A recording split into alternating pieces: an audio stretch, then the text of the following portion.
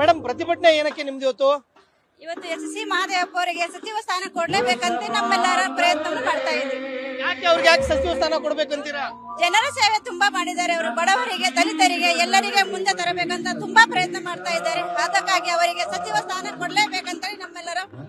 Madam ಈ ಹಿಂದೆನೂ ಅವ್ರಿಗೆ ಸಚಿವ ಸ್ಥಾನ ಕೊಟ್ಟಿದ್ರು, ಈಗ ಮತ್ತೆ ಯಾಕೆ ಕೊಡ್ಬೇಕು? ಬೇರೆಯವ್ರಿಗೊಂದು ಅವಕಾಶ ಬೇಕಲ್ವಾ? ಇಲ್ಲ ಸರ್, ಯಾಕಂದ್ರೆ ಅವರು ಸಮಾಜ ಕಲ್ಯಾಣ ಆಫೀಸಲ್ಲಿ ನಮ್ಮ ಅಂಬೇಡ್ಕರ್ ಸಂವಿಧಾನವನ್ನ ಹೇಗನ್ನ ಸಂವಿಧಾನ ಜಾತ ಪ್ರತಿಯೊಂದು ಹಳ್ಳಿಗಳಿಗೂ ಮನೆಗೂ ತಲುಪಿಸಿದ್ದಾರೆ. ಅದು ಅಂಬೇಡ್ಕರ್ ಬಗ್ಗೆ ಇರ್ತಕ್ಕಂತ ಗಟ್ಟಿ ಧ್ವನಿ ಅಂದ್ರೆ ಎಸ್.ಸಿ. ಮಹದೇವಪ್ಪ ಸಾಹೇಬ್ರು.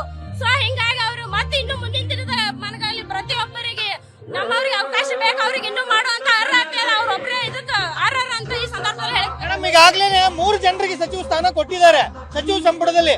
ಮಹದೇವಪ್ಪನವ್ರಿಗೂ ಕೊಡ್ಲೇಬೇಕಂತೀರಾ? ಕೊಡ್ಬೇಕಂತಾನೆ ಇಷ್ಟು ದೊಡ್ಡ ಸ್ಟ್ರೈಕ್ ಅನ್ನು ಮಾಡ್ತಾ ಇದೀವಿ ನಾವು.